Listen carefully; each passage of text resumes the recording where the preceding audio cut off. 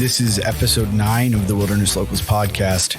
On this episode, I sit down with Pryn from Behind the Glass Hunting and hear his story. This podcast is brought to you by Kafaru International, the toughest hunting gear on the planet, bar none. Frontiersman gear, high quality, completely custom handmade knives made in the heart of the Peace Country. And as always, we're brought to you by Just Shooting Arrows, BC's premier archery shop.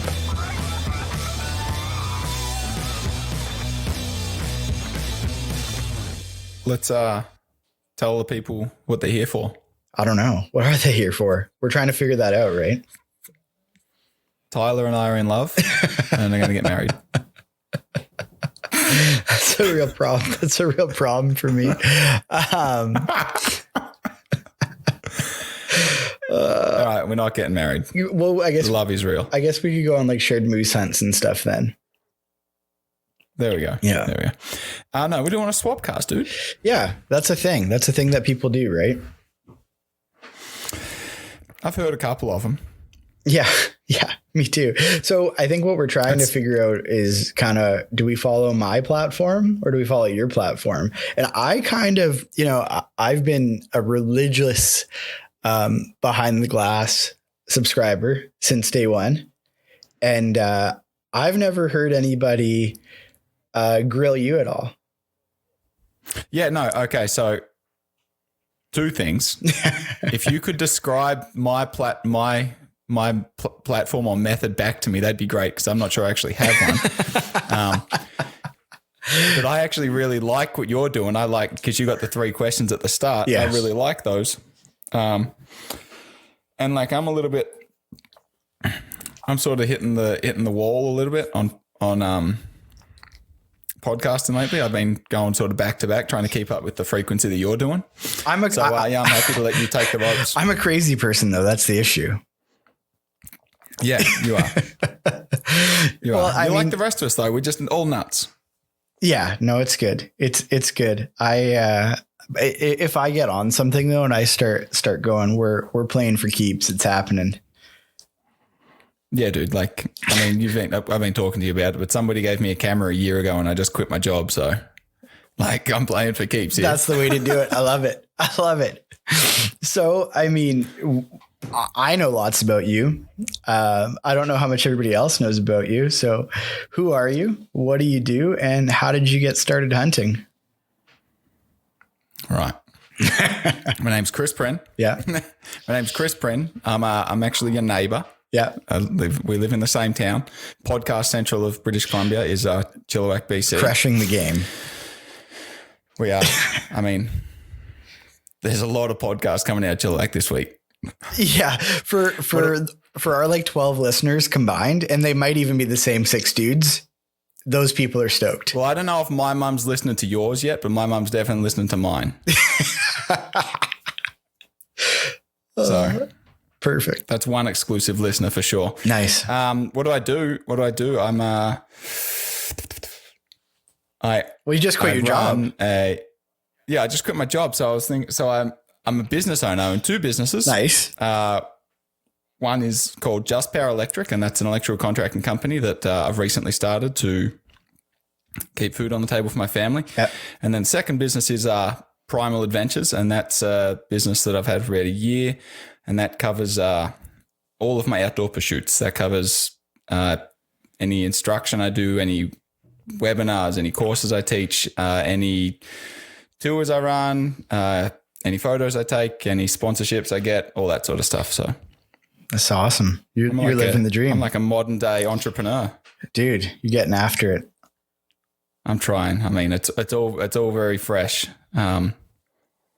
That's who I am. Oh, and then Primal Adventures obviously covers the podcast Behind the Glass Hunting, which has grand total of 12 listeners. Yeah, perfect. So I know you started hunting in Australia. Yeah.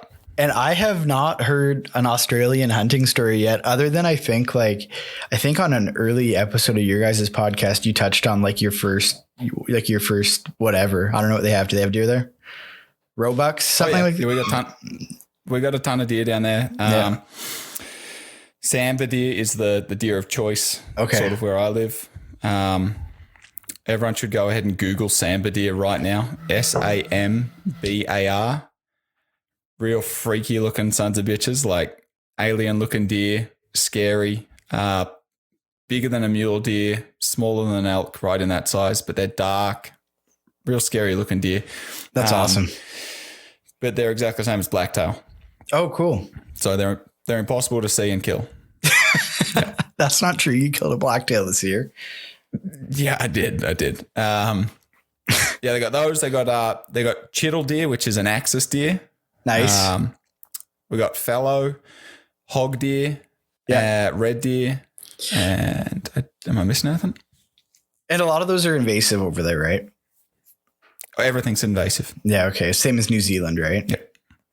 Yeah. Everything's invasive. So, like deer hunting in Australia. I mean, I've done more hunting in BC than I have in Australia, so I'm not the best guy to talk to about it. Yeah. I just kind of want to hear like the Chris Pryn origin story a little bit, you know? Oh, for sure. Like, how did you evolve to be the Chris Pryn YouTube hunter? That's a shout out to your buddy that I don't know, but I get his videos like weekly, right? Yeah, no, that's Eric. He's got to come on the podcast. He wants to come on and grill me. I'm too scared to let him. That dude's funny, man. Like, you send me videos that he sends you, and I'm like in the middle of nowhere, and I'm trying not to laugh and like be noisy, you know? He sent me one the other day, and it was him imitating me doing a podcast. I'm going to try and find it real quick. But it's him pretending to be me interviewing my buddy Jeff Agostino back there. When we did that goat one. Yeah. I can't remember what he said, but anyway, he's playing up that he's just having fun at my expense. It's pretty good. All right, how did I become the YouTube hunter? Well, like you and like everybody else, we can't do anything half-assed at all. No. So I was always throwing myself into things. Like when I was a kid, I was an Air Force cadet, and like that was really cool. Spent a lot of time outdoors with that. Camped my whole life with my family. And then got to like young adult age, sort of little less outdoorsy stuff, and met my now wife. I got into some other sports. I was going to some fighting. I was doing some amateur fights for a while there. And this was just, and there was a time when I thought that might be a good career. Getting punched in the face would be a good moneymaker. Yeah. Turns out it's not that good of a moneymaker because you actually get hurt. And then if you're not getting paid to fight and you've got to show up to work on Monday, like you can't afford to be injured. So I saw that all went to the wayside, and I was just looking for something to fill the void. And I'm pretty ashamed to admit this, but there's probably like a 1 month period there where I actually turned to golf. Oh, gross. I know. I'm like so ashamed. I'm so ashamed. We went to golf for a little bit there, and like I was absolutely terrible, and I was using my grandfather's old sticks and couldn't even hit a ball. And then, just started getting back into the outdoors, started picking up hiking again. Thank God. Thank God. Yeah. Started getting back into hiking with the wife. Had never really thought about hunting, dude, to be honest. Like, really had never thought about it. With my dad, we always used to do a lot of like four-wheel driving, like big I guess in North America, you'd call it like overlanding trips. Yep. Okay. Like we'd spend like a week in the bush, like driving through the desert and stuff like that. Yeah. Was really good. And then we're coming back from one of these trips, and I was with my best mate. And we were heading back into town, and leaving town was like just loaded Land Cruiser with a tinny behind, loaded Land Cruiser with a tinny, and they're all wearing camo, and like, what on earth's going on? Like, there's hundreds of these boats leaving town. Yeah. And they're all duck hunters. Like, we worked, like, must have been like duck opening weekend, I don't know, but they're all going out to hunt ducks. And this just like Inception, man, put an idea in my head. Me and my mate there, Baden, without saying it, we both like thought the same thing. Like, that looks like we haven't even seen what they're doing, but I bet you it's fun. Yeah. And we both like talked about it, like, hey, you think maybe we should like get our firearms license and that was a big step, like coming home to my folks and saying, I think I'm going to get my firearms license. And they're like, well, what for? And I hadn't even admitted to them. I hadn't even admitted to myself that I wanted to hunt. So they're like, well, why do you want a firearms license? I'm like, I don't know. It'd just be cool to have it. Like maybe like shoot some guns. But I know I want to go hunting. Yeah. Yeah. So we got these firearms licenses, and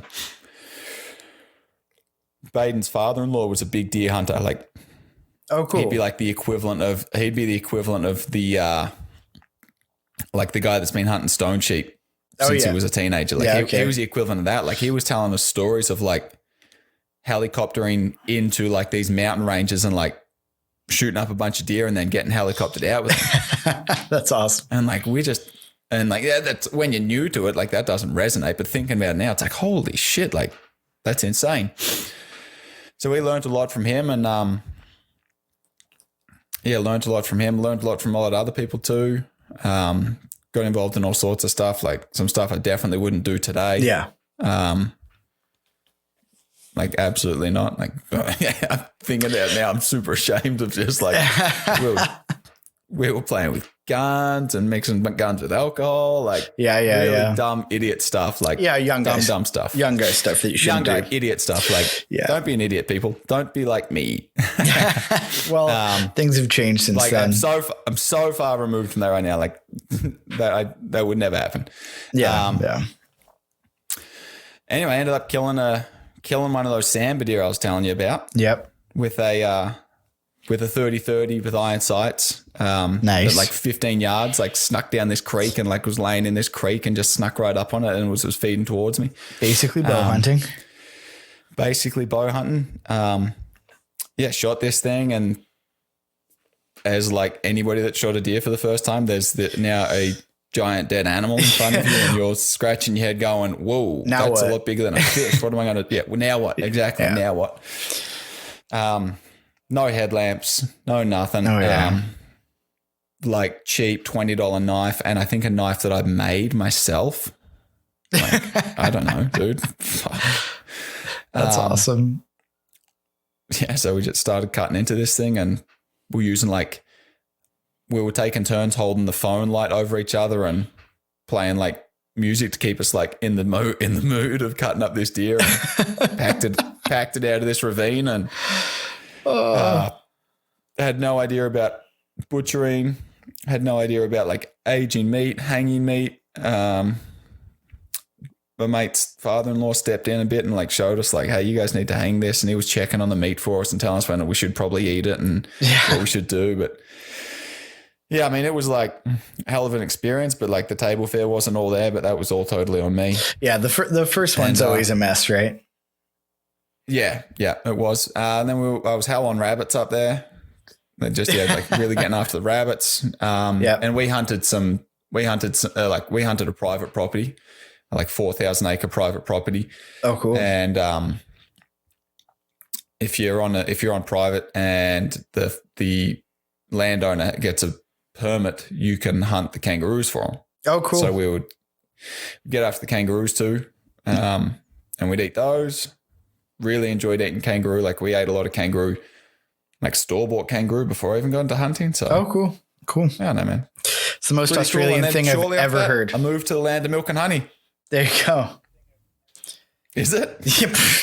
Yeah, we ate a lot of kangaroo back at home. I remember being a kid growing up in growing up in like the west.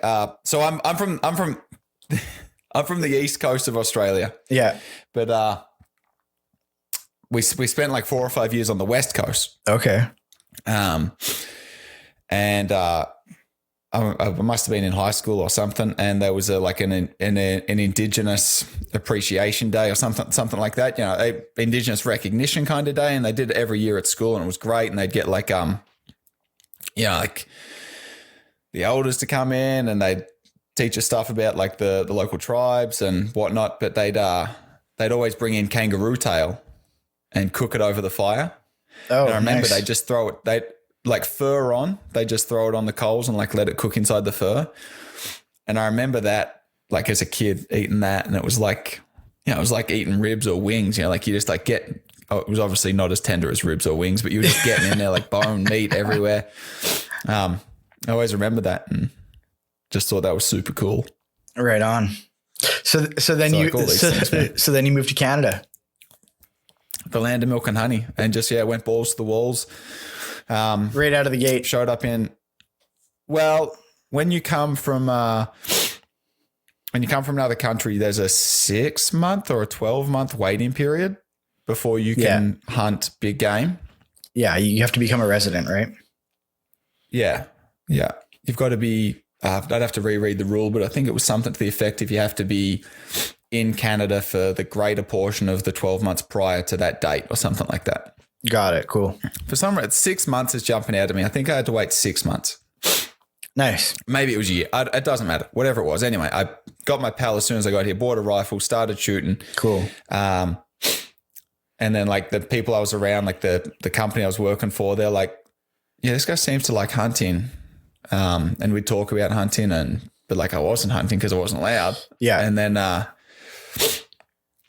as soon as that day like came and went that I was allowed to buy my own tags. That's right. No, that's what I did. I roped my wife into it too. I'm like, all right, we're going hunting.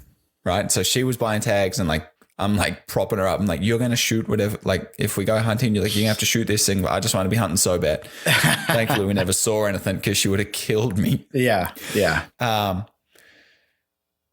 anyway, so I spent like that waiting period, just like scouting my ass off, learning areas, couldn't hunt, but I was getting out there and doing everything. And as soon as that day came and went, everyone was kind of just like, holy shit, like this guy really, really likes hunting because I was just like gone. Like I was a ghost. I was every weekend, every day after work. So that was really cool, man. And then, I had a couple of really good years and nice. So why don't we skip right to your first big game kill in Canada? Because that was probably a bit of a departure from the stuff in Australia, right? Yeah, man. It was like, it was pretty crazy. My first big game kill in Canada was a black bear. Nice. And, we don't have bears in Australia. So, and I had not seen a bear, not that close anyway. Like I'd seen them like on the highway, stuff like that. Yeah. Yeah. So I was hunting with a mate of mine. And we were and it was an area he'd hunted before. We're hiking in and there was it was a private property deal. But basically, there was sort of two ways we could go and he was going to go one way and I went the other way. And like, at this point, I'm like, I've got no idea what's really going on. I haven't hunted any North American animals. I was kind of thinking that we'd be hunting together and we'd be going through the steps together, but it's fine. It worked out. We, parted ways and I think I got on like a bit of must have been a cattle trail or something because, it was pretty beat and there was grazing in the area. Yeah. And just sort of doing what I'd done back in Australia for the sambar deer and that like essentially just still hunting. I was just still hunting. First thing in the morning, I was still hunting along and I was cold. I remember being freezing cold. And those stupid thumb loops on the inside of your shirt? Yeah. I wanted to clip, you get so that your sleeve doesn't pull up. I put those on and then I put gloves on as well because I was super cold. Like I still get cold just being Australian in Canada. Oh, dude, you're talking to a guy that's always frozen. Like, yeah, we've actually never hunted together, which is weird because we talk like a ton and through season and we've helped each other in spots that we both hunt. But I'm like the dude. We've both been on the same mountain at the same time, though. That's true. That is true. But I'm like the kind of guy that brings a puffy and has a second puffy. Yeah, I'm right there with you. I did that. I was out this weekend taking some pictures in Squamish, and these guys are laughing at me because I'm putting like long johns on, jeans on, waders on, a hoodie, 2 puffies, and then a raincoat. And they're like, "What on earth?" I'm like, guys, I'm freezing. When we were freezing, and these guys are getting in the water, and I'm still cold. When we were packing for our archery elk trip last year, me and Chad were talking gear, and we were kind of going over our lists, and he's like, why are you bringing all that heavy base layer? I'm like, because I always wear it. Like, whatever. I don't know what it is. Like that 240 merino, the heaviest stuff you can get. It's like way too warm for whatever, but it's like September 1st and I'm wearing base layer.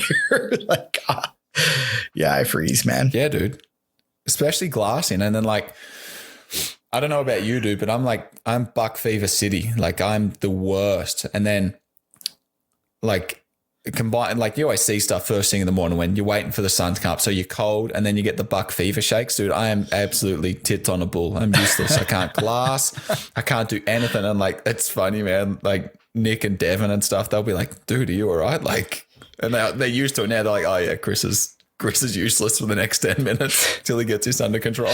Nice. I don't get too bad of nerves with anything other than blacktail. It seems like blacktail are sort of my arch nemesis when it comes to nerves. You know, those are the ones that can get me into the weeds quickly.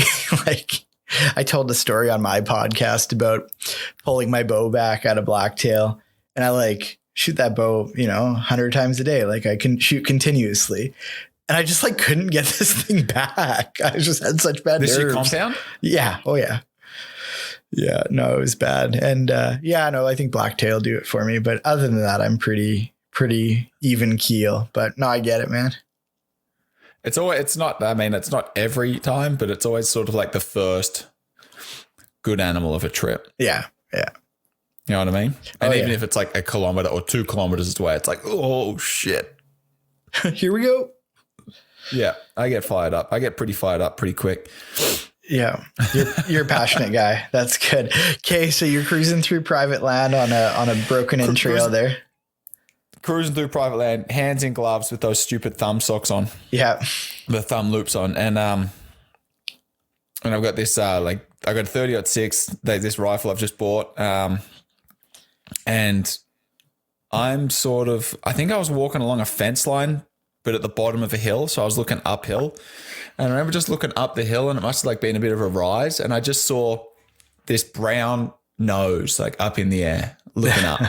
And I'm like, and it was just like so foreign. I'm like, and it's like 15 yards away, but just over the rise of the hill, I can just see the nose. I'm like, what on earth is that? Like, that's weird.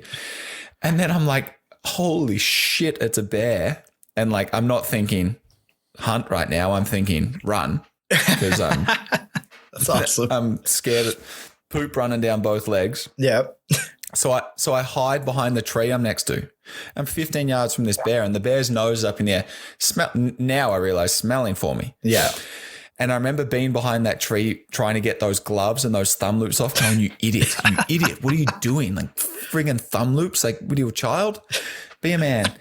And I'm like, so I'm behind this tree, and I'm like you can imagine in a movie, I'm like holding the rifle up like to my face and to my, like I'm holding on my chest. I'm like got my head against the stock, and I'm like, oh God, like get it together. And like, it's probably like, I don't know, probably 10 seconds, but it felt like a minute. Yeah. Yeah. Like, okay. Get it together. Like, you've got a bear tag. This is what you're doing here. Like, this is it. Like, this is what we're here for. Like, get it together. So I like rack around behind the tree, and I step out from behind the tree. Like, I've got just enough confidence together, like that I can compose myself. And the friggin' bear is now standing up on its rear legs, 15 yards away from me, uphill, looking down at me. And I'm just like, so he also looks huge because of perspective. Yeah. I'm just like, holy shit. Like, I'm not cut out for this. I shouldn't be doing this. I have no business doing this. I don't want to be here. Mom. And the bear runs off. Oh, okay. And I'm like, oh God, thank God. Like that's the best thing that could have happened right now. That bear had no business being here. I have no business being here. But I've only been gone like 20 minutes. So I'm like, I can't walk back to camp now. Like, I've been big dick swinging, like how much I love hunting, and I can't walk back to camp after that. So I'm like, I'm gonna have to follow. I got to follow this bear, and so I walked up that 15 yards to where the bear stood, and just standing where that bear was a few moments ago, I remember even that was a powerful moment. I'm like, what am I like? this is insane. What am I doing? And then I look down at the ground. I can see like scuffs in the leaves, and all right, the bear went this way. Yeah. Then I get to another like a bit of an intersection, I guess you'd call it. Like the bear could have gone one of three ways. And I'm like, good, I'll never find it. Like I'll keep walking, but maybe it's gone and I'll be able to hunt a deer. Yeah. This is actually pretty cool retelling this story, man, because I haven't thought about this in years. I'm like, all right, well, I'll just pick the middle route to chase up this bear. There's no way it actually went this way. And I'm like, as soon as I start walking more like stuffed up leaves, I'm like, oh yeah, the bear definitely went this way. and that's it. But now I'm moving again, and like I'm warm, and I've got some confidence back. I'm like, all right, I can probably do this. Keep an eye out. And I come up over another little rise, and I look down. There's a tree, and I can see the bear. This is kind of bad. Do non-hunters listen to this stuff? Yeah. Well, I don't know. Maybe yours. Definitely not mine. Okay. Well, screw it, man. That's how like it is. The bear seemed like it was hiding behind a tree and kind of looking back at me. And so then I hid behind a tree and I'm looking back at the bear, and we're kind of like a little bit like, hey bear, hey Chris, we're sort of having this back and forth, and I'm like, all right, well, how do I do this? So I went around the other side of the tree, and like just the angle worked out really good. The bear couldn't see me. Yeah, nice. So I kept pushing like further out that side to the right until I got a shot in the boiler, until I was shown the boiler room, and yeah, sent one down there. Nice. Bear jumped up in the air, ran, got under a log, and did like the classic, like anybody that's hunted bears has seen that they don't typically bang flop too often. No.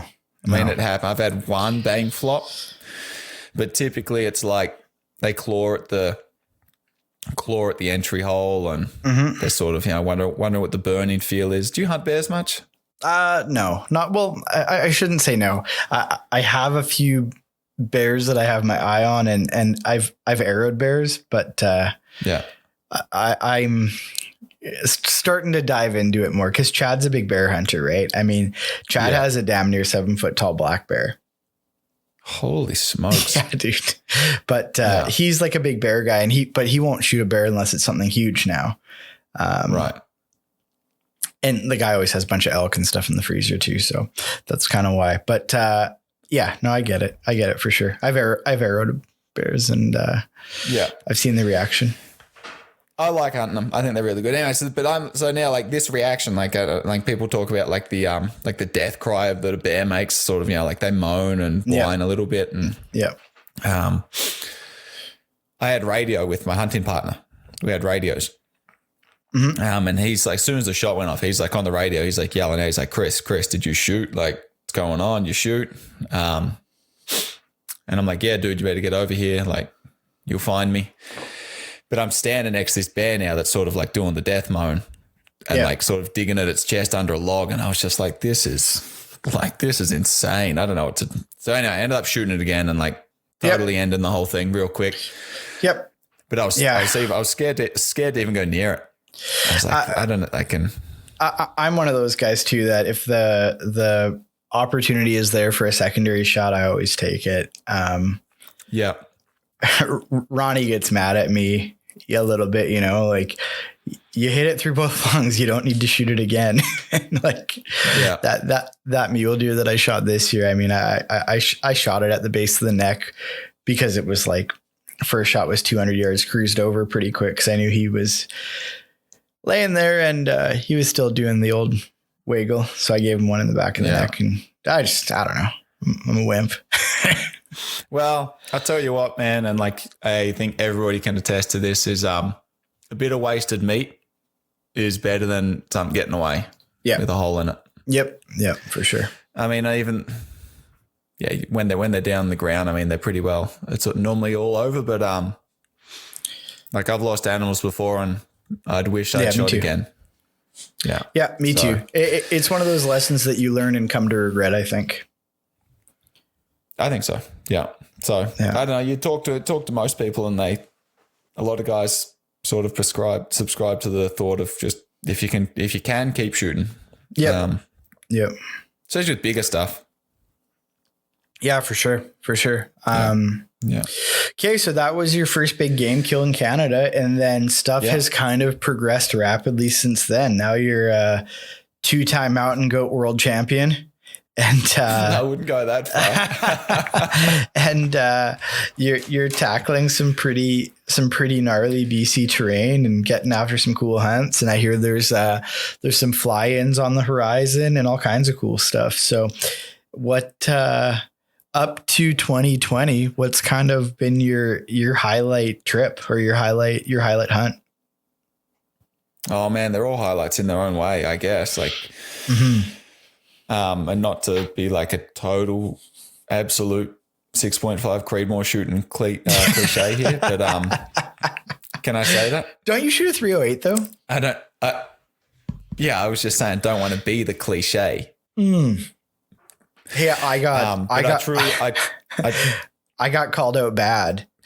Have you seen that new Instagram page? It's like hunting douche. Yes. I think. Yeah. Yes. Oh my God. That is the best page ever. Oh, there was a post on there about gear.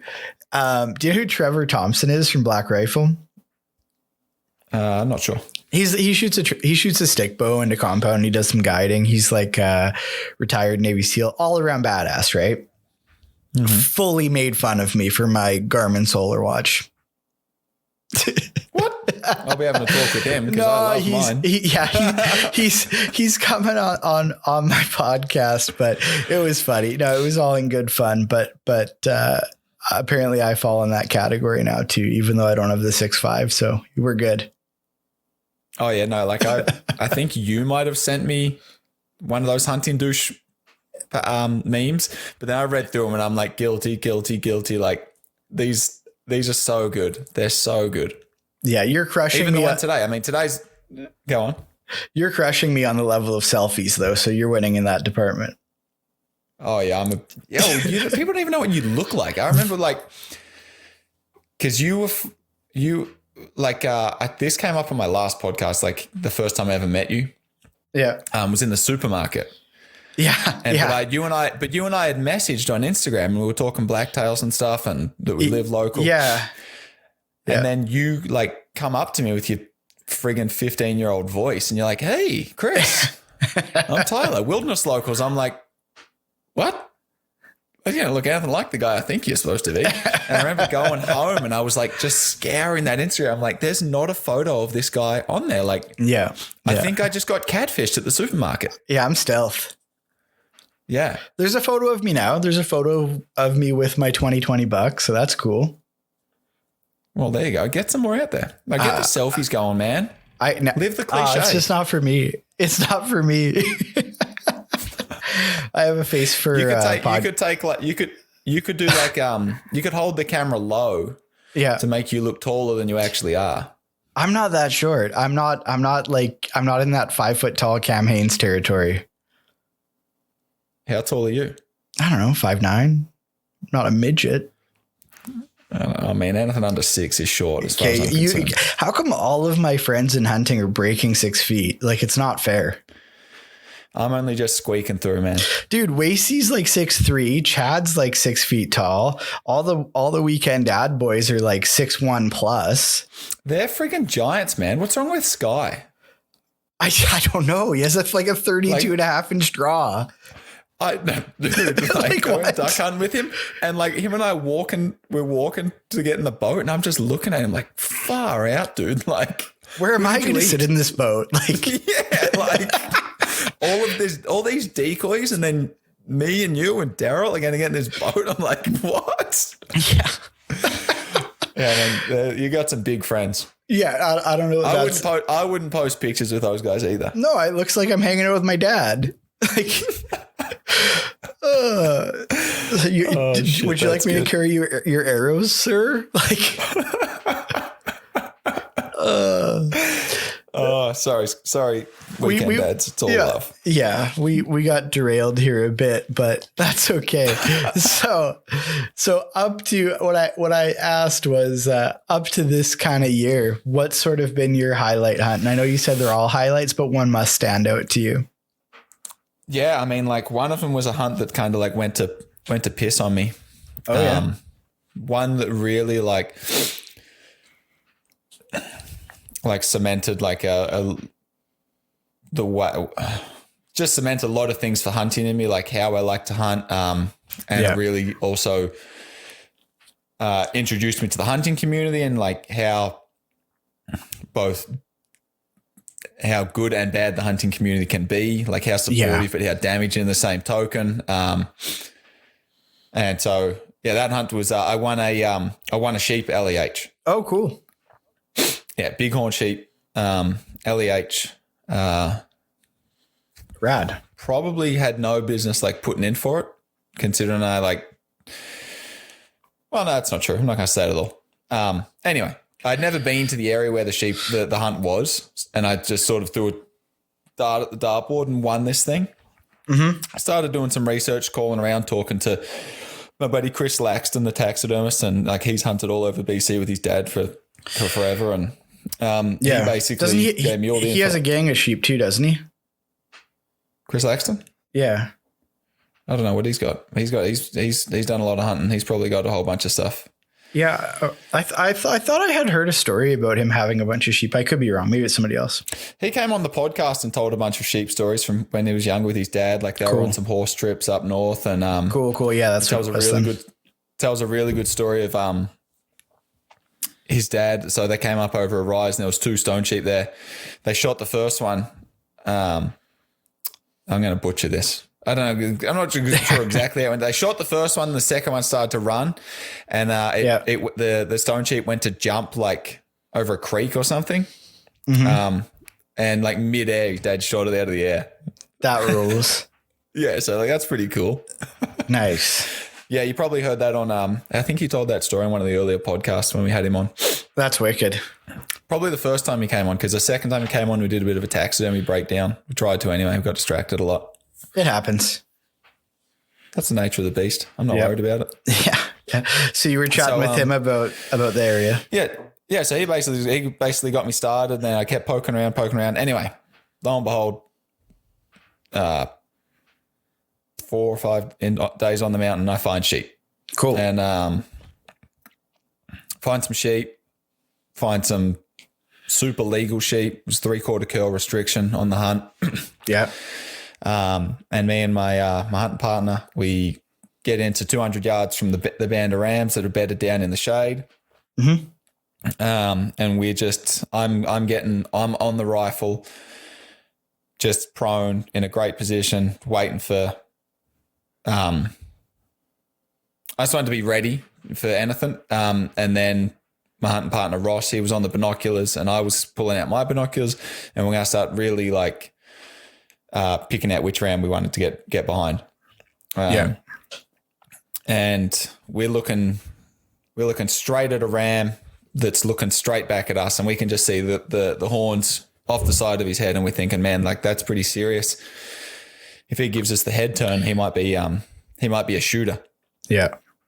And Ross, he sort of nudges me in the kidneys, and he goes, and like no stealth or nothing. We're 200 yards from these rams, and he just nudged me. He goes, "How about you shoot that one?" And he points, and it's like I've got to adjust like 45 degrees uphill, and there's a sheep there that's like well past 3/4, getting to the point of like not going to say full curl, but there was no reason to take a second look at this sheep. It was well past and some. Yeah. And standing there just like in the most majestic pose you've ever seen. Nice. And I'm like, holy shit. So I quickly swing my position around. These are Callies, right? 100. Yep. Cool. 186 yards, shoot this sheep.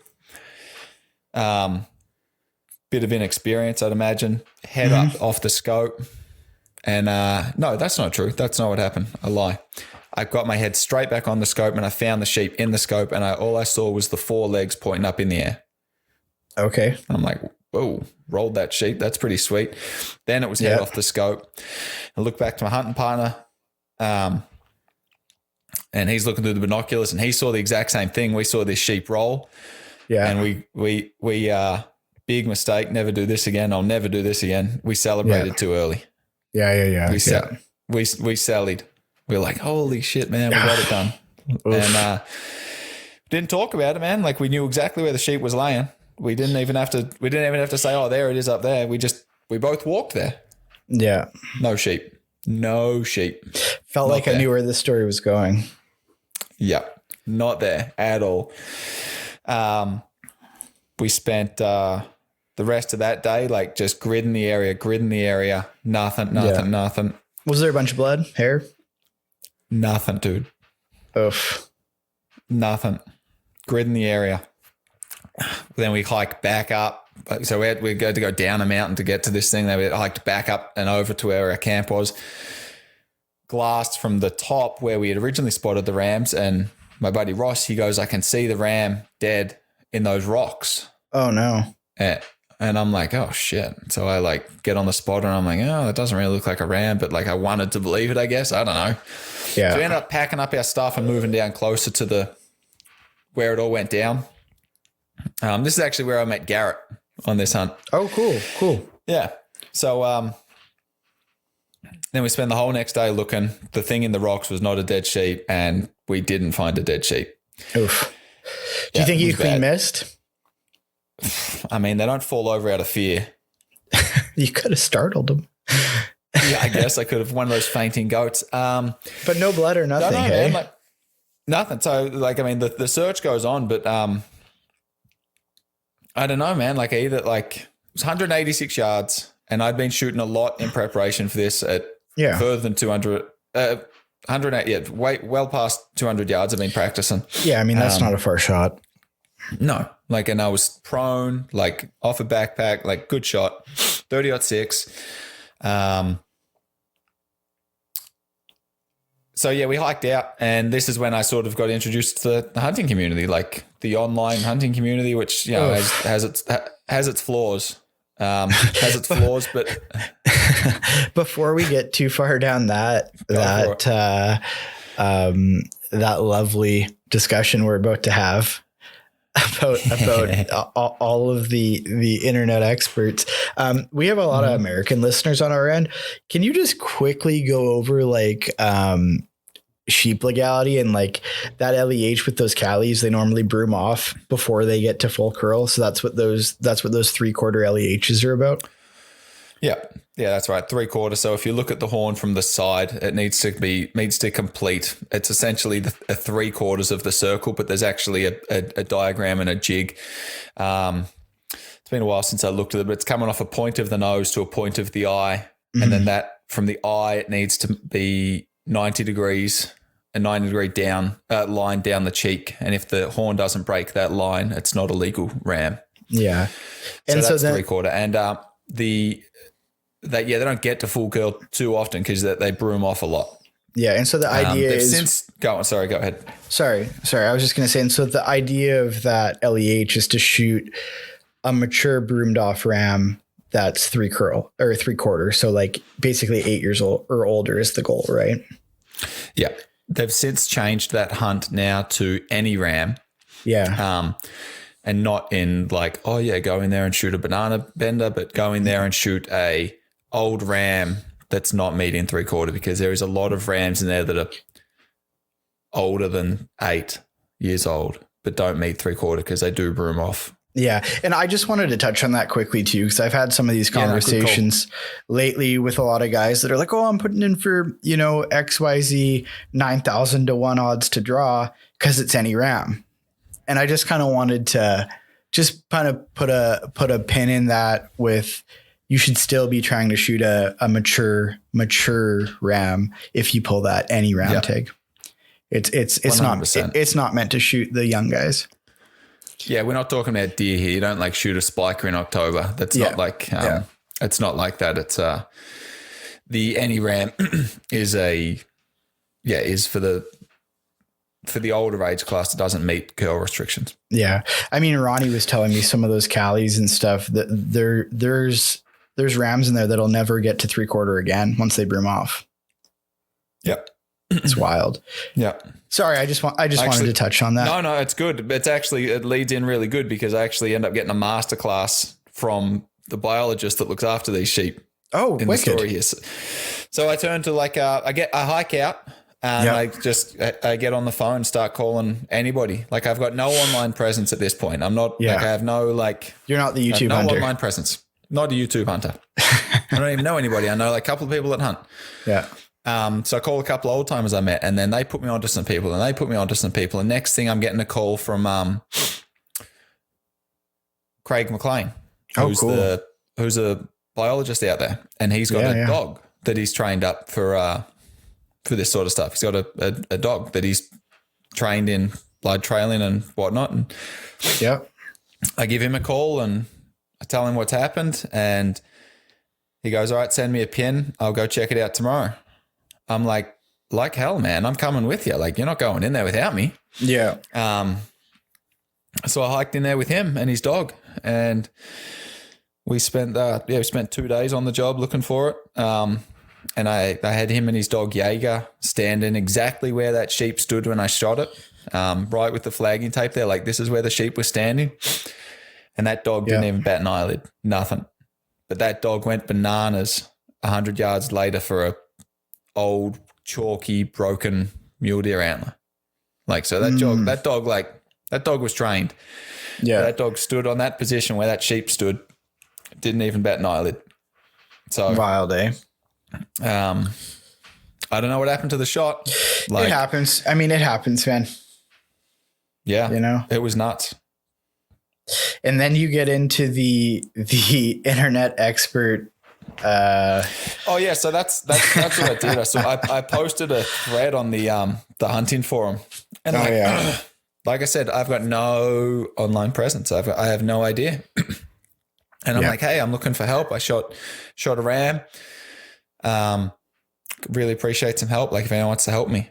And immediately just like junk coming in, like I'm getting like private messages, like the most ridiculous things. And then like everyone just like swinging their big dick. Like, hey guys, nobody was seeing it for what it was. Mm-hmm. There was like a young guy that had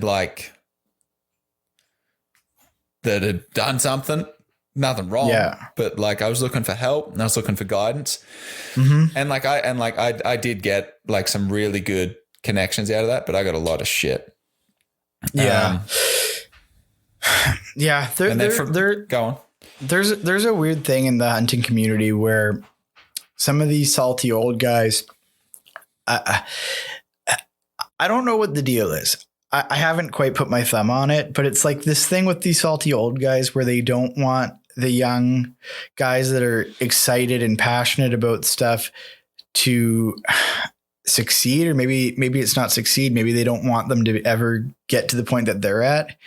I don't get it. I mean, I've ran into it a half dozen times through hunting, and it's one of those things where as a group of hunters, we all kind of need to support each other and keep this thing going, because we're not the majority in society.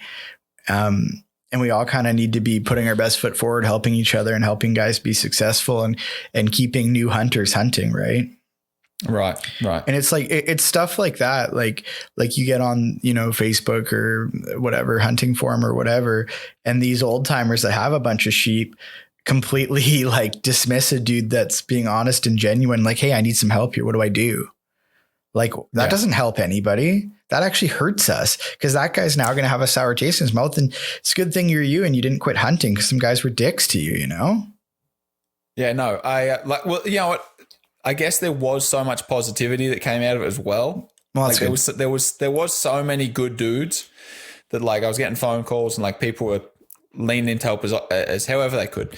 And that was like, I loved that. I loved the positive side of the hunting community, but the negative side of it, like that hurt. I was like, because I was already, anybody that's ever lost an animal Like you feel sick for days. And so like, I'm already not sleeping because I'm thinking about this ram and I'm like, oh man, maybe I should have just looked a little bit harder. I should have looked like behind that, over that next cliff, or I should have like, I don't know.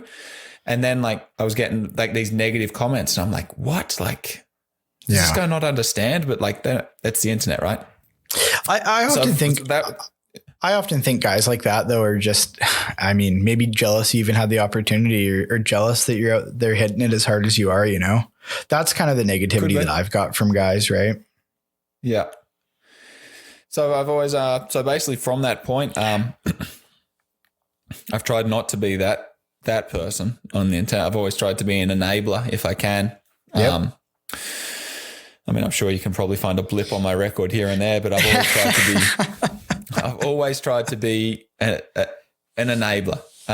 If someone wants some help or whatever. And like, and I'm first to admit, like, I'm not an expert. I'm not the expert. I know what I know and I know what I know because I fucked it up so many times doing it another way. Yeah, for sure.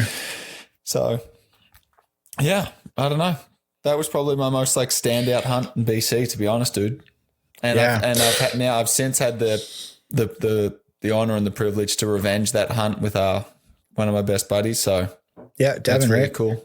Yeah, that's awesome. Yeah, that's awesome. That was a good one. Yeah, I mean, sheep are just such an iconic species, and they do deserve our best intentions and attention. And you obviously got after it, right? Which is good. And I mean, I don't think there's any feeling bad and whatever. I mean, you did your best to try and find it. It is what it is. Stuff happens. So I guess that like there's a second chapter to the story. Hit me. I saw the ram. Oh, good. Yeah. I went back in and I went back in a lot. Yeah. And I saw the ram. So the hunt was in September. I saw the ram in October. Healthy as a horse. Good. So that was really good. Did it have a bloody side? No, looked fine. Good. Looked fine. I laughed because I busted my ass so hard to get that ram and get a shot on that ram. And then I'm there in October. It's pissing snow. It's snowing sideways. I'm in there with another buddy this time. Yep. And I'm camped in this little saddle and hunting mule deer. Yeah. And again, I'm cold as hell. So I've got this giant raging bonfire going next to my tent. Like there's snow everywhere. I'm like pulling firewood out front of the snow to burn. What year was this? This is 2017. Nice. Or 2018 or 2017. Cool. No. Must have been. Nice. Yeah, shit. Yeah. And then so huge fire going. I'm standing there like I think we're drinking coffee and just talking crap, top of our lungs.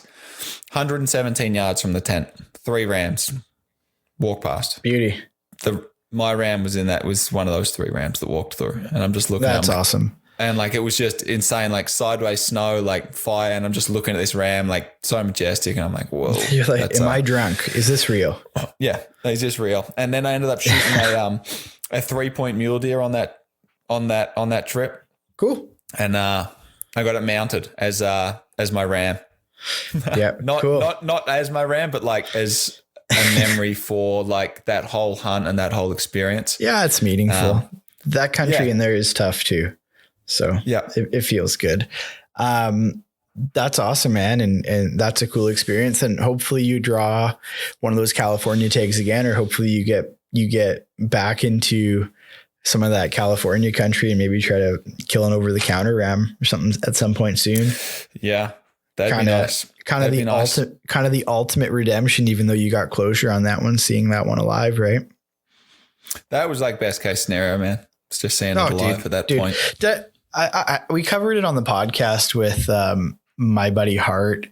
That big bull that I had been chasing all of 2018, I think it was, showed up on camera the following March.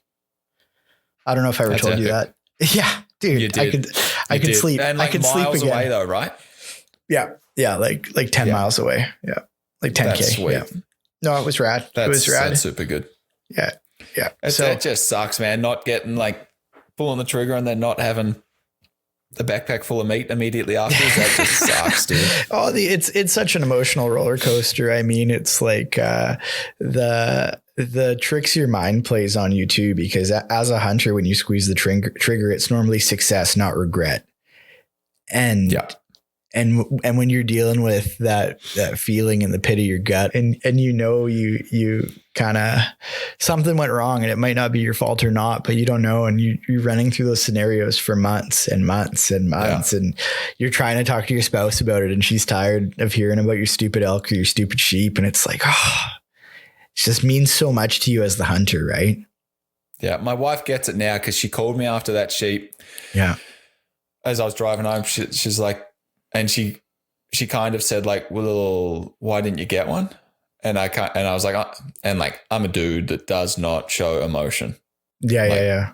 Very little, especially to, like, this is so unhealthy, especially to my wife, like no emotion. Right. And I kind of say, I'm like, hey, I don't want to talk about it, but if we do, don't make comments like that to me. And she's like, oh, wow, this must mean something. This must mean something to him. Yeah. And now I never really get, if like my buddy Garrett, he always jokes when he goes hunting, if he doesn't come home with something, his wife's going to skin him. But if I don't come home with anything, like I don't even get a sideways glance, it's great. Yeah. Yeah, no, for sure. Yeah. That's okay. So let's fast forward to current. You had a crazy season last season. Speaking of Garrett, you guys went and got a double on a set of goats, which was wicked. And you did some chasing of the elk in my neck of the woods, which was cool to do some help by proxy. That was fun. Yeah. Yeah. I liked the phone call after though. Why do you do this? It sucks, dude. Like the elk hunting there where I was anyway is like blacktail hunting, but a little bit worse. Yeah. It's worse in the fact that, well, I mean, you're getting into them and you're seeing them, but for me, and like, nobody take this as anything more than this. Like I dedicated to like 2 weeks to it. And like in that 2 weeks, I probably hunted 4 days. So like, nobody get their knickers in knot here. Like not an elk hunter by any means, but I was just so blown away that a herd of horses can disappear and reappear and like there's fresh snow on the ground. What do you mean I can't find an elk? Like this is insane. Yeah. And then, I don't know, but like definitely I'm interested in getting after that a bit more. Yeah, it'd be fun. I'd love to go there with you too. That could be our first hunt we do together. Yeah. Well, spring bear's coming up. If we're not hunting spring bear together, there's something wrong. Yeah, that's true. I mean, I think we're talking about hitting the same places too. So for spring bear. Yeah. I think so. Yeah. I would imagine there's only so many good spots. Yeah, for sure. We'll get on the spring bear, and then you're going to take me into your elk honey hole and that bull that you shot and didn't kill, I'm going to shoot and kill. Well, he's not there anymore. I know where he is now. He's kind of, I mean, who knows? Over winter, he might have got back with his old ladies, but he seemed to pick up some new girls over winter there. Lucky guy. Yeah. Well, I mean, I don't know if I would go back there if there's some dude shooting at me. There's dudes all over the place shooting at everybody up there. Yeah, that's true. Not everybody. Yeah, for sure. So I also need to pick your brain pretty quick here too about. I mean, you're the mountain goat guy now, right? I'm not the mountain goat guy. I am. No, I'm just the guy that's too dumb to not turn around when it gets a little steep. Yeah. Okay. Yeah. So there's mountain goat guys, and then there's other people, and then there's me. Yeah, I'm not that dude. I'm not the get into the steep stuff and keep going. I'm the guy that probably walks around the base of the mountain and approaches from the other side guy. Yeah, I'm not that guy. I'm like, yeah, let's do it. Which is funny because like Devon's definitely whenever I hunt with Devon's definitely plays it safe and like voice of reason. And I'm kind of like, Yeah. Actually, Taylor Woodcock, he's a funny one too. Like, good example. We were hunting bears, and there's two bears sort of in a bowl a couple of kilometers away, and I'm like, and Taylor's just like me. He's great. He's like, yeah, let's go. Like, we're not here to lick stamps. Like, let's get after it. Yeah. And I'm just like, I'm gonna just from where I'm standing, I'm gonna slide on my bum down the snow and then climb up the mountain on the other side and get the bears. And I start to do this. And he goes, whoa, what are you doing? And I'm like, yeah, I'm going to, and it was steep snow. And I said, I'm going to slide from this tree to that tree. And then from that tree to the next tree, I'm going to slide all the way down. Then I'm going to climb up the other side and shoot the bear. And he's just looking at me like, hey buddy, you ever heard of an avalanche? I'm like, yeah, good point. So we ended up going the long way around, but yeah, it's always good to have that guy in the group. I mean, my hunting partner Chad is not that dude. He's the okay, let's do it. Oh, like, yeah, I like him already. Oh, he's the best. He's a lot of fun when we're hunting, but he's definitely not the one keeping us safe when we're in the bush. So you boys are going. I think this is where you're going. You guys are going archery, mountain goat hunting. Yeah. And Wasey is my Alberta guy, and he's my kind of we do all the traditional archery episodes on my podcast together, but he's a recurve only archer. He very rarely breaks out a gun. I mean, since I known him, I think he's only killed a bear with a 30-30, and just because he happened to have it with him and not a bow. Wow. But the guy stacks him up with a recurve. So I'm hosting him out here, and we're doing an archery mountain goat hunt. And I do not have big enough balls to take my recurve mountain goat hunting. So I will have a compound. So if we get to, I don't know, 60 yards or something, and we can't get closer to get that feathered arrow into a goat, I'll be shooting instead. So I don't know. Holy. I think I have. It's done all the time. People do it, and I think you can do it. Yeah. My goat that I shot this year, I've thought about it a lot since. So that shot I took was somewhere in the neighborhood of 380. Yeah, that's farther than my bow will shoot. Yeah. Yeah, it definitely was. But that was, we planned for that. Like the approach we took, we knew that, okay, we're going to run out of cover probably around 400 yards. And I was practiced out to 6. I was feeling pretty good. We knew we'd run out of cover. Mm-hmm. But now looking back at the whole thing and like where the goat was, and now that I have a better understanding of the terrain, just because I was up there for so long after shooting the goat, if you wanted to put like a few extra kilometers on, I could have shot that with a bow. I truly believe I could have. Yeah, a lot of the guys that I've talked to about it are like, it's not so much that final stock as it is putting in the legwork to get behind him and then come up from above. I mean, that's what Snyder was saying to us too. He's like, just get above him and drop in, and the distance will become whatever that cliff is that's above them. That'll be your final distance, because you're not going to drop down it, right? Yeah. This one was in a gravy, this one was in a gravy spot. It was in the rock at the top of a mountain, and I could have would have just got on sort of the other side of the ridge and just scurried on down. But super mellow coming from the guy that dislocated his shoulder getting out of there. Well, I mean, that's a minor detail. That's well, look out for that. Like what undid me on that was the little pebble rocks on the compressed, like the hardened ground underneath. It's like walking on marbles, that stuff. Dude, it was marbles. It was ball bearings. Yeah, that was a doozy. Like that still gives me grief to this day. I was doing something with the kids saying, I was like, man, I really probably shouldn't have done that. Yeah, I've had my left shoulder fixed twice, so I don't want to do that again. Yeah. What's fixed? What does that mean? What did you get Just done? Surgery.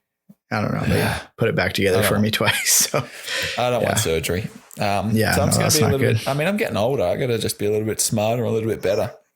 Are you like 23 or something? Just turned 31. Somebody asked me if I was 50 the other day. What?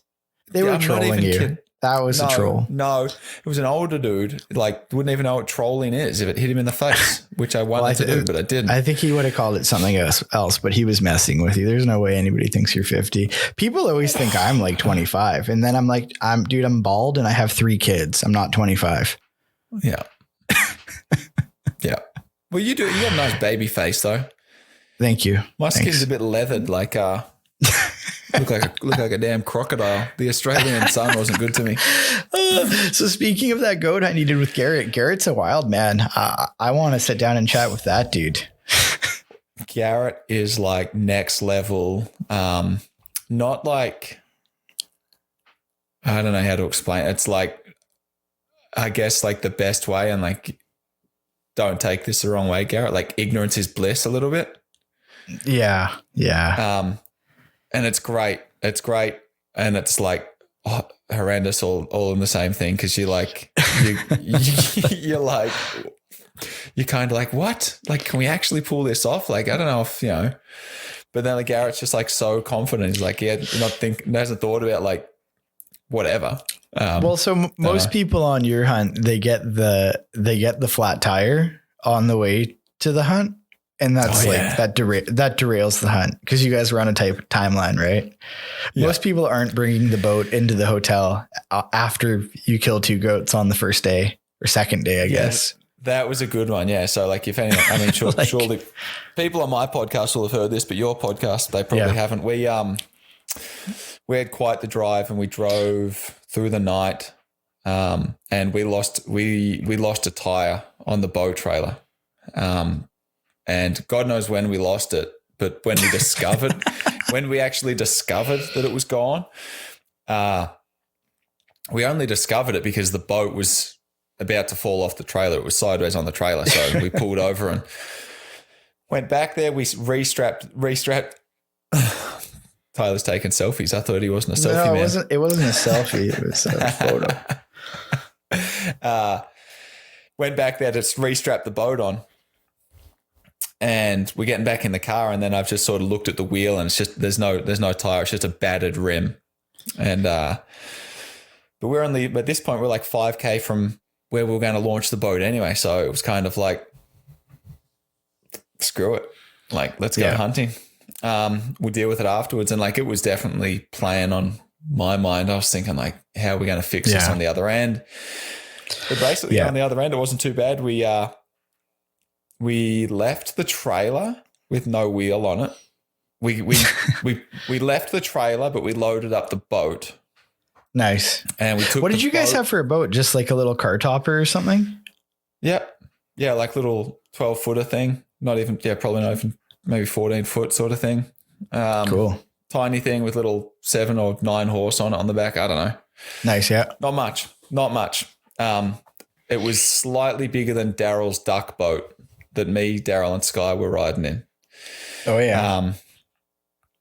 Then we, I just got an update that my most recent podcast has launched. That's interesting. Nice. Is Podbean on the same time zone as us? Well, did you mean to release it at 9 p.m. on Valentine's Day? No. I'm going to have to check that out. But yeah, so we bring this boat back to like the nearest city and we go start looking for wheels. But then we know we want to go back out. That's right. We had to go back and get the trailer because we couldn't get a wheel. Yeah. So we thought, let's go get the trailer. But we can't have the boat in the back of the truck. So I asked the hotel staff, I said, can we just like leave the boat in the parking lot? And they're like, of course you can. And then she comes out and sees that it's like this boat that I can lift by myself. And she's like, that will be gone in 1 minute. Bring it in the hotel. And they let us bring the boat and all our gear into the dining room of the hotel because the dining room was closed for COVID. So we've like got like this tin boat laying in their dining room and off we go back to the lake. Crazy. Yeah, dude, it was a lot of fun. And then when we finally get wheels, they don't even fit. Oh. So we're in the hotel parking lot. And we're bending parts of the trailer. We're smashing off the fenders with a piece of wood, just absolutely butchering this thing to get them on, because everyone was just sick of it at that point. And Garrett's kind of like, maybe we'll, what was he thinking? He's like, maybe we'll get different wheels. And we're all just like, we want to go home, dude. So we're like smashing the fenders off. And I should pay him for those fenders, actually, because I never did that. And I don't think I ever paid Nick for the hotel. Sorry, Nick. Fair enough. So yeah, but that Savage Garrett wants to go back in there in November looking for deer. Yeah. I don't know. Is it winter range or no? I've never seen that much deer sign in my life. Yeah, but they weren't there while you were there. They were there, but not. We weren't seeing the numbers to warrant the sign. And that was like, I was seeing so much sign. So I think that there could have been winter range down in the timber, but yeah, I mean, it's tough to know unless you're there, right? Or you have one of those fancy maps, right? But, man. Okay. So it's, what month are we in? We're in February. So we're rolling into bear season here next, which everybody knows you're going to kill a big cranker bear. I don't know. You're going to teach me. Cranker. I kill yummy bears, not big bears. Perfect. Okay. You're going to take me to your honey hole and I'm going to kill a big cranker bear. And then more importantly, in the fall, what are the big, I mean, I know we're early and we don't know LEH or anything like that yet, but what are the big hitters this year? What's happening? Well, we know the LEH that counts. And I didn't get the early sheep draw. So that means that we're a little. So you're not hunting doll sheep this year. Not hunting doll sheep, but we are hunting stones. Cool. So planes booked for sometime in August. You and Devin are going, right? So Devin and myself and his buddy Brady. Cool. And so we're Brady and Devin packed out that sheep that Devin killed 2 years ago. Yeah. Okay. Cool. And I sort of weaseled myself into an invite here. I actually didn't even get the invite, sort of invited myself. Devin was on the podcast talking about how he wanted to go stone sheep hunting. And then he sort of sat across the table from me and said something to the effect. You're like, sounds great. When do we leave? No, he said to me, he goes, this isn't the right time for you to go stone sheep hunting, is it, Chris? And he challenged me as if like, yeah, we're going to go and like, maybe you'll go next time. Yeah. And then, not like saying I couldn't come, but he was saying like, it's probably not the right time for you. And I called him back like a week later. I said, I am coming on that hunt. And yeah, so I'm going stone sheep hunting. Cool. So you're first up to shoot and, yeah, that's right. I'm coming. Not only am I coming, I'm first. Actually, and I'm filming. Can you carry this tripod? Yeah, it's a cool dynamic, I think. I mean, I'm saying this now. We're all saying this now because it's early. And like I'll have the boys on the podcast and we'll talk about this more, but we're all have the mindset of we just want to be there when someone else or when we just want to be there when a stone ram is shot. And I don't care if it's me, I don't care if it's Devin, I don't care if it's Brady, like we're all tight. We all love hunting together. And like, I'd be happy for any of those guys to do it and they'd be happy for me to do it. I know that's easy to say now, like when we're staring down the barrel at one, we'll be punching each other in the junk, but you definitely have the longest gait, so you'll be able to outrun them. So you'll be shooting. No, that Brady's pretty big. Yeah, actually Devin's tall. They're all taller than me. But I got a bit of body weight. So like if it comes to like a fight, yeah, like I'm coming out swinging. Perfect. But yeah, I'm hoping to take a couple of cameras. Awesome. Yeah, that'll be cool. Cool, man. So 2021, I can expect to see some stone sheep hunting out of you, and hopefully we see some elk hunting. Yep. And you guys have some blacktails to take care of that you've said far too much about, and I call and give you shit about it all the time. Yeah, those blacktail, they're trouble. They're giving me trouble. Yeah. We this year I'm definitely gonna turn it on early. They always sort of wait for the blacktails until it's sort of too late. I check trail camera and then it's like, whoa, they're here every day, twice a day. I better start hunting. But the dates always line up, so I'm going to start punching it harder before that peak activity. Maybe move up the mountain and come down with them. Yeah, that'd be nice. Yeah, that'd be nice. Cool, man. Well, we're over an hour here, and that was super fun. I love it. That was totally the Wilderness Locals format. You haven't explained my format to me yet. Behind the Locals with Tyler Pryn. That suits you, man. If we do go through with the marriage thing, you're going to take my name, right? Can I say good day, mate, every time I answer the phone then? Yeah, you can. Good day, mate. I mean, you already do. Crikey. No, wait. I think in 2008, I was in London with my wife, and we had this running joke where we thought British people sounded Australian because everyone in like Whistler and Vancouver is Australian for some reason. Yeah. Yeah. So we would just pretend we were Australian the entire trip. So that was cool. Blimey. Crikey. Yeah. Whatever. G'day, mate. So Eric, the Scotsman, he hates it when you call him English. He doesn't like that at all. Oh, he's British. Get him on there. Yeah. He's Scottish, but he hates being called English. That's for sure. He's from the UK. That's a nice British man there. Cool. Yeah. All right, dude. Well, hey, an hour's good for me because I get cold down in this office. So let's wrap this party up. You know what? I want to touch on your office because your podcast is called Behind the Glass, and there's a sheet of glass that says Behind the Glass, and you're behind the glass. It's like Chris behind glass. Yeah, it's a lot behind the glass. Yeah, well, I mean, behind the glass has like the triple meaning. I've got a glass door in my office. There you go. That's what I mean. Binoculars and then the cameras. So behind glass. Right.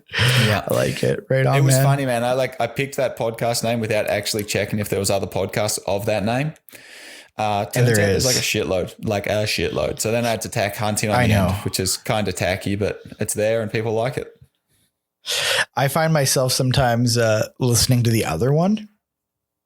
The other one? The other Behind the Glass. Like sometimes about? I'll be like, I'll mess everybody up here. Sometimes I'm like, hey Siri, play Behind the Glass. And that's what happens. Behind the Glass by Elliot Virgin. No, don't. That's trademarked. So yeah, that's what happens. And it's by some other dude. What is it? I know there's one about cars. I know there's one about hockey. I think that's the car one.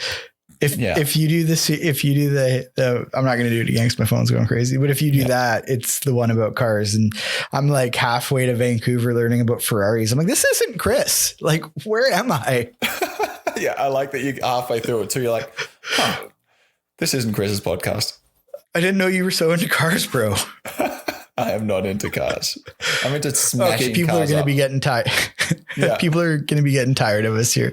Yeah. Thanks, brother. That was awesome. All right, mate. Cheers. Thanks for listening to the Wilderness Locals podcast. If you enjoyed it, please subscribe to our channel and give us a follow on Instagram @Wilderness Locals.